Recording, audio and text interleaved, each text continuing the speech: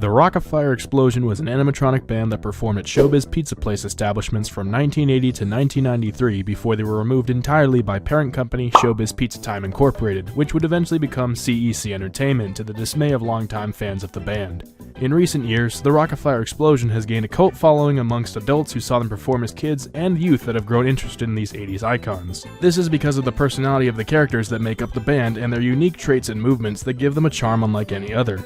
The band was composed of 8 main members, each playing a role as an instrumentalist, singer, or as comedy relief, most often, however, being one of all 3. Even though every character in the band would have a noticeable singing role in a song performed, whether in form of a solo song or as chorus in the background, none compared to the main singer of the band, Mitzi Mozzarella, arguably one of the most popular characters in the Rock-afire Explosion band. Whether you're an old fan or a new one, this is all you need to know about the Rock-afire Explosion's teen sensation and voice of magic, Mitzi, from the past to now.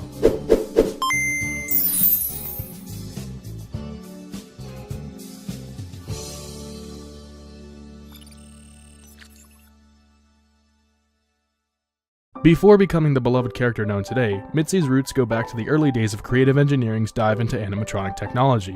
At that time, she wasn't even a thought in the mind of her creator, Fechter, the founder of the company and the man responsible for bringing the Rock-afire Explosion to life. In 1978, Fechter had just completed an animatronic band known as the Wolfpack 5, which is considered one of the 2 bands that would grandfather the Rock-afire. Constructed and first installed at the 1978 IAAPA convention to attract potential investors looking to purchase the show for recreational entertainment use, it was a sight to behold in the late 1970s, considering how advanced the technology of these characters was. During the introduction of his band at the convention, Fechter would be approached by Nolan Bushnell, who had just started his brand new animatronic entertainment venture by the name of Chuck E. Cheese's Pizza Time Theater. However, he ultimately declined his offer twice, and instead set out with the goal to beat the Big Cheese at his own game. This would be where Fechter would meet Robert Brock, who would then become a former Pizza Time Theater franchisee after joining forces with Fechter to create their own chain of family restaurants with animatronic characters, better known as Showbiz Pizza Place. I bet that pizza tastes good. You've never seen a place like Showbiz Pizza Place. We'll serve you a pizza second to none. So come for pizza, stay for the fun. The Wolfpack 5, of course, gets its name from its 5 members, and the head honcho of the band, the Wolfman. Among the other members includes what I like to call Mitzi's grandmother, if you will, as she was the first to become what would turn into Mitzi Mozzarella. The female singer of this 5-character band actually wasn't a mouse at all. She went by the name Queenie and was in fact a fox, and there were quite a few significant differences between her and her successor characters that we'll talk about in just a moment. Queenie was known to have 2 main outfits, with more examples being present on other shows that she was constructed for, and in certain shots it seems that she had yellow hair, though this was the only reference I could really find of it. Queenie's voice, compared to Mitzi's, was far deeper, and she sounded a lot more like a mature woman, rather than a teenage girl. He took his car out to the drugstore. The boxes all were there. The other gang of Wolfpack had made him take the chair. Fast forwarding to the opening of Showbiz Pizza Place in 1980. At this time, the Wolfpack 5 was installed in the very first store in Antioch, Kansas City, and the characters would make their official Showbiz debut. Queenie, however, would be absent from this variant of the Wolfpack 5, instead becoming the character Minnie Mozzarella, who would lay the groundwork for Mitzi going forward. The reason this change was done was due to the order of Showbiz executives who wanted a mouse character in the band, which they say was due to the place being a pizza restaurant with cheese as the main ingredient. Yeah, right. Fechter was quite hesitant about making this change, but would then work to adapt it and make Minnie's presence in the band more welcomed in the future. Many details that would translate over to Mitzi can be seen on Minnie. For example, both of them being mice for starters, and also keeping her high-pitched voice. I never really understood till the drag strip took him away. Mickey was my boyfriend, so slick, so sharp, so cool. His hot rod. Most major and notable differences, however, are her hair color and style, the makeup, her outfit, fur color, and interestingly enough, her inclusion of a tail. This would not be present in her next variation, shockingly enough, presumably because it felt out of place on Mitzi.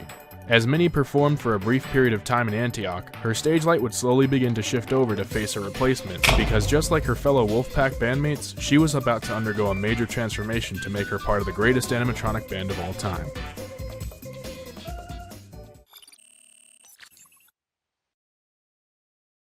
Before becoming the Mitzi we know today, she and the rest of the band would have beta variant designs which would lay the basis of what their current variants that we know of today would become. Beta Mitzi is really not far off from what her modern look design would eventually become, but there are many differences here that would be absent in the final design, and probably for the better. The first majorly noticeable design difference of this model would be much like what many of the other characters were referred to during this time, looking grotesque and disproportionate, especially at the face. Beta Mitzi was probably the strangest looking of the bunch, compared to her other center stage companions who looked more or less like their final variants did with some minor revisions to them. She also had some very odd body proportions, where her top torso appeared to be much thinner and her outfit seemed to conform more to her body. Her face appeared to be larger and her snout seems way longer than normal. Her smile is unnerving. Her lips appear much more exaggerated than the final version, and her makeup is not nearly as visible or present as it is in the final variant. I guess she has a nice personality. There would be more tests of Mitzi before her current look would come to fruition. Her facial features would eventually be changed, looking closer to her modern look, but they would still have lips and a nose that would be slightly overemphasized, which would also carry over to some of her early merch of her. It's also worth noting that the ribbons in her hair are red, in contrast to her normal green ones. There was also either a test or temporary look for Mitzi somewhere where her pigtails appear to be ironed out in contrast to her curls. I personally don't like this look, and I'm kinda glad that the curls were kept in favor. It makes her look much younger. Her outfit stayed mostly the same, but was simplified a bit more on her final design. This outfit consisted of her cream sweater with a green M in the center, a green dickie underneath, and a green skirt, coupled with her black Converse shoes and green pom-poms. She was a very dynamic character with the average personality of a typical American schoolgirl in the 80s. Well, cars, cash, boys, and clothes and stuff like that. Oh, that's real nice. At this time, however, she was voiced by Fechter, who basically just mimicked the voice of Minnie. It was very high-pitched and squeaky, which, considering that Mitzi is supposed to be a young mouse, fits and makes sense. However, it was a huge contrast to the other voices when used in songs as her own singing voice. This wasn't particularly because it didn't fit with her character, but it just felt very out of place in a lot of the song tracks, due to her high voice standing out more than the others and sounding unusually odd side by side with the mostly bass and baritone parts of the male characters. Behind you here, he's gonna smash your ugly face in. Because of this, change had to come for Mitzi's voice, and so it did.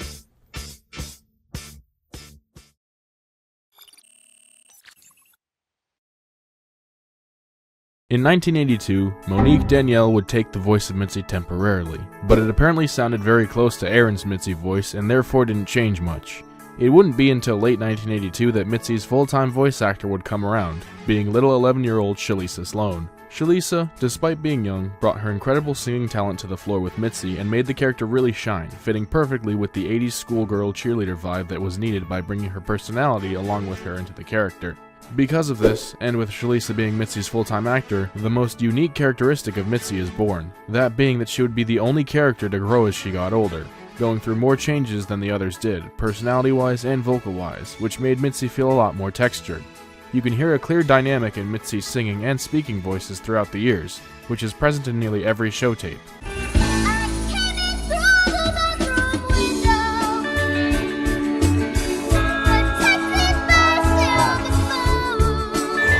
It was an itsy-bitsy teeny yellow polka dot bikini that she wore for the first time today. I've got my mind set on you. I've got my mind set on you. I've got my mind set on you. I've got my mind set. Couple this along with the design that made Mitzi appear to be more youthful, talented, and spunky, the character looked as she intended to be. In the discussion of her traits, let's talk about her physical appearance as an animatronic. Mitzi stands approximately 5 feet and 7 inches, making her shorter than a few of the other characters. However, she is not the shortest character in the band. This is also about the average height of a human, which, if you were to stand side by side to her, you can see that she is far more modest in her size and appearance than nearly all other characters. Under the stage, Mitzi is known to have 19 movements, which makes her the third in which character has the most valves. These movements include, in numerical order, her mouth, left ear, left eyelid, right eyelid, left eye turn, right eye turn, left head turn, right head turn, upward head turn, left arm raise, left elbow, left arm twist, left body twist, right body twist, and body lean. For the most part, Mitzi's design did not change at all for most of the 80s, both cosmetically and technically. After her character design and voice were locked in, she would remain this way for nearly every single show tape she would be in. There are a few instances where she was found to have outfit changes during this time in specific restaurants based on location, however, with prime examples of this being in Memphis, Tennessee. This was done to make her cheerleading outfit match the local college football team that was nearby, both to give her character and of course to root on the local team. This might have been done at other locations, but as far as I can tell, this was the only example I could really find. Despite this minor change, there was not much else that changed about Mitzi during this time while being installed in Showbiz. But as many may or may not know, around the start of the 90s, things for the Rock-afire were about to change, which included Mitzi as well. And unfortunately, these changes, however, would not be for the better. Beginning in 1989, Showbiz Pizza Time Inc. would begin the gut-wrenching transitional process known as concept unification. This was a series of events that occurred in the early 90s at most Showbiz Pizza locations one by one. For those unfamiliar with concept unification, this was a process done at Showbiz Pizza Place restaurants across the country, where the Rock-afire Explosion would be completely removed and reskinned and replaced by the Munch's Make-Believe Band, essentially a bastardized version of the Rock-afire Explosion. An installation videotape was released along with boxes of cosmetics and other items to replace the Rock-afire Explosion. This effectively got rid of the band entirely and everything to do with it, causing the name Showbiz Pizza Place to fade into distant obscurity. I don't intend to go into detail with concept unification here, but I'll be posting another detailed concept unification video in the future if you want to check it out, which you can watch up here if it's actually done. For now though, it's important to discuss this process a bit for a few reasons, especially when it comes to Mitzi. During concept unification, directly stated by Joel Kamen, who was the creative director for Showbiz Pizza Time at this point, the traits of the Rock-afire Explosion's band members were recycled and their most desirable character points were used to bring new life to the Pizza Time players, the existing band chosen to be used in Showbiz Pizza restaurants going forward. By far one of the most influential characters during this process, unfortunately, was Mitzi Mozzarella.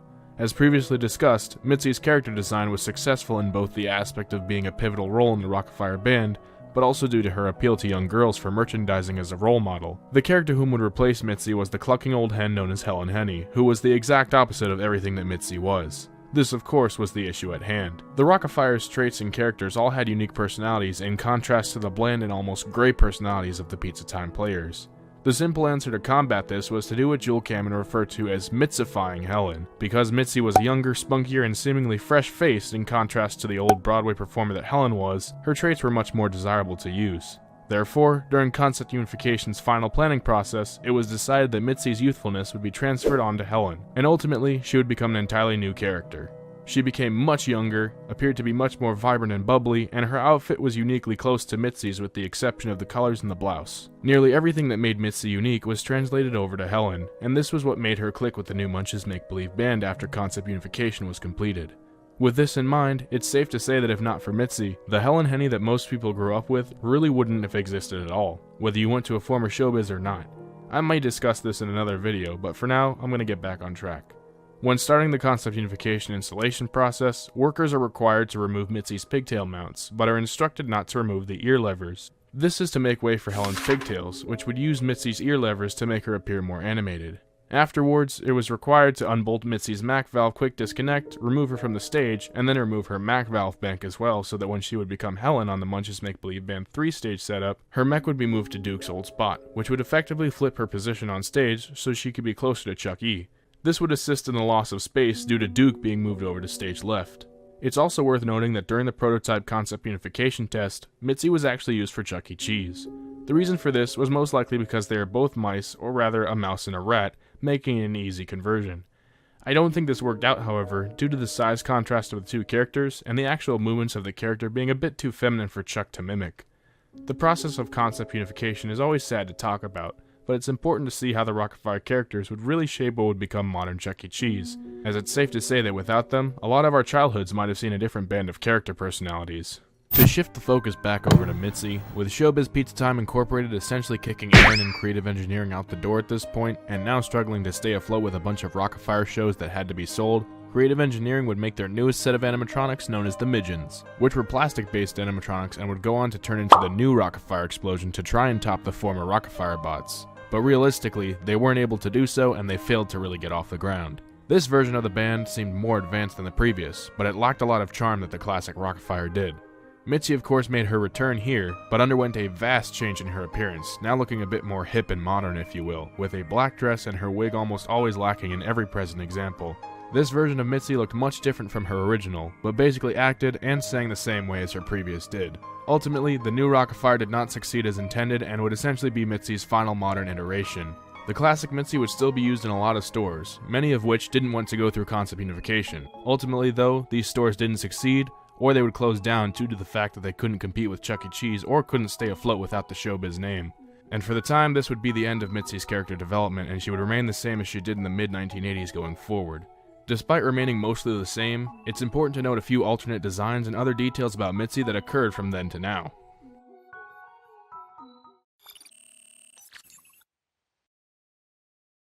After Erin had moved on from developing the Rock-afire in the late 90s, and its resurgence in popularity booming in the early days of the internet, the Rock-afire once again returned to the limelight.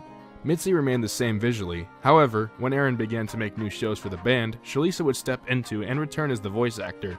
However, she now sounded much more mature since she was all grown up. This not only fit Mitzi perfectly to go along with her fans growing older with her, but also made Mitzi appear to act more like a young woman, at least in newer shows where Shalisa's voice was used.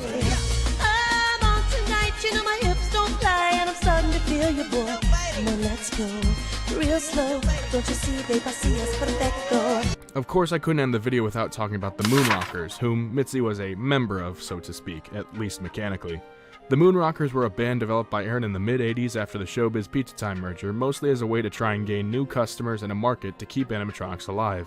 In this band, the center stage characters would be recycled into alien-like characters that would have similar but almost completely different personalities and mannerisms. Mitzi's character mech would be reused in this band, taking on the role of Princess Haley, voiced by actress B.J. Ward.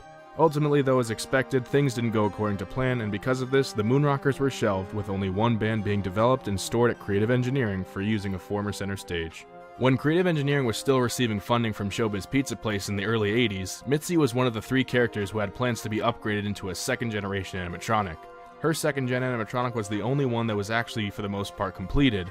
It was able to function mostly as intended, but it lacked body shells and cosmetics, minus her face. There was also a new outfit planned to go with this Mitzi, but it never really came to be. As for the second-generation animatronics, due to funding being cut by Showbiz, this would effectively halt all the upgrades for Creative Engineering's animatronic designs. Mitzi also has 2 alternate character designs that would appear in the later 2000s, where she keeps most of her personality, but looks visually different. The first and more well-known of the 2 is Hannah Banana, who is a Welsh monkey character that would be used in a chain of stores in the United Kingdom appropriately called Hannah Banana. The Hannah Banana character would perform on a stage with Billy Bob and Looney Bird in front of the Smitty Super Service Station background wall. Interesting to note is that the mech for Hannah Banana actually has a tail. As for the other alternate form of Mitzi, this version remains called, well, Mitzi, but she's no longer a mouse and is instead a bear, part of the Hard Luck Bears show at Gulliver's Kingdom in the United Kingdom as well. This Hard Luck Bears show, of course, is not the original produced by Creative Engineering, but is instead a Rock-afire retrofit to look close enough to it. And of course, that means all the characters, including Mitzi, have to be bears. Cool. And so that brings us to today. For the most part, everything about Mitzi has remained the same as it did back in the 80s, and judging by her history, it's no wonder she's seen as one of the most popular characters of the band. She has quite a unique charm that she brings to the stage that the boys simply just don't have. And that's all you need to know about Mitzi Mozzarella from the Rock-afire Explosion. If there's anything I missed, let me know in the comments below, but please be civil about it. If enough information is missing, I may make a follow-up video in the future to correct any information that is lacking in this video. I want to thank the following people, websites, and links for helping me get as much information as I could about Mitzi as possible. Without their help, this video would be a fraction of what it actually ended up being. Be sure to let me know in the comments what you think of this video, and of course, what do you think of Mitzi? Is she your favorite character? And if so, why? I'm interested in what you have to say. If you want to see more videos like this, or you want to learn about your favorite Rock-afire character, be sure to subscribe and turn the bell on so you don't miss a moment when I upload your favorite member of the Rock-afire band. Until that time comes, my name is Beach Kai, and I hope you have a blessed and prosperous day. Thank you for watching.